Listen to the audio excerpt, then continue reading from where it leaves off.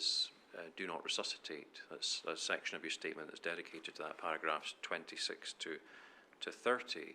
And you talk about a practice, I think it is, of toe tagging. I just want, and a letter that you as paramedics or the Scottish Ambulance Service received. Could you just elaborate a little bit on?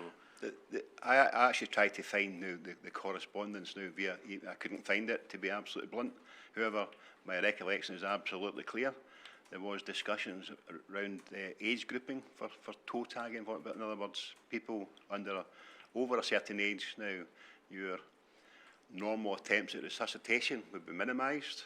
And I think, just to make it clear, there is no age limit in Scotland for resuscitation of a patient. Any patient that's needing resuscitated will be an attempt at resuscitation. A minimum of 20 minutes advanced life support is recommended before somebody would say life extinct now or beyond help, as the case may be. And a paramedic can certify now the patient's beyond help. They can't certify death, but they can certify, in other words, we can stop resuscitation after a certain period of time. And as a consequence of the discussions, they were mentioned 70 and over initially. Well, I was just asking about the background to it, but I suppose, I mean, in paragraph 28, you talk about rumours that the government, and I assume you mean the Scottish Government, but I'd be grateful if you could clarify, had a plan to reduce that age group you were talking about to the over 50s. Yeah.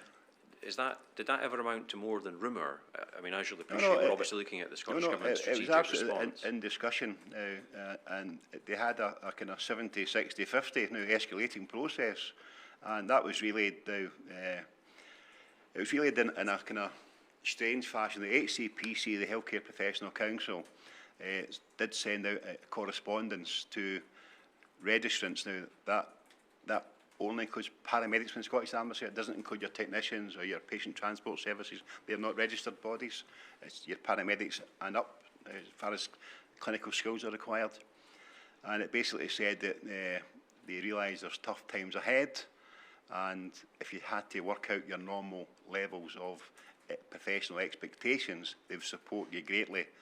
And the way it was worded, I think the only interpretation that people could make would be now relative to this situation regarding not giving now your full attempt at resuscitation certain patients, depending on the age or condition in some places. That didn't sit well.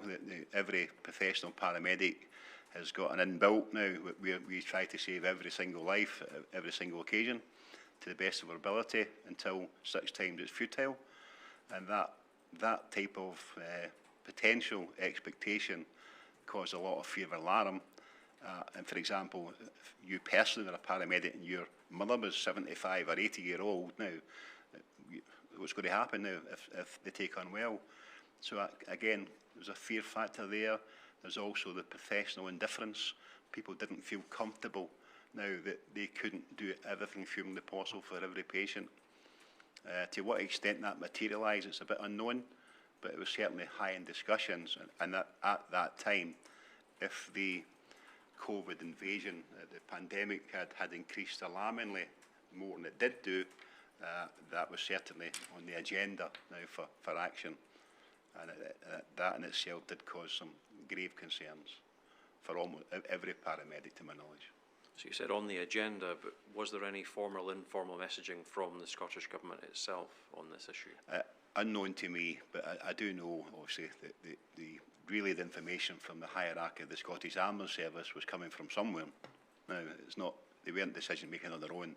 They were relaying information given and kind of putting people on alert to what may be around the corner, if that makes sense. Pre-preparing people now for that eventuality. I have no knowledge of what figures, if now, what people suffered this detriment now, as in lack of attempt. I have no actual figures, but I do know it was discussed now, and it was a possibility. And the fact it was a possibility caused a lot of stresses and pressures. Thank you.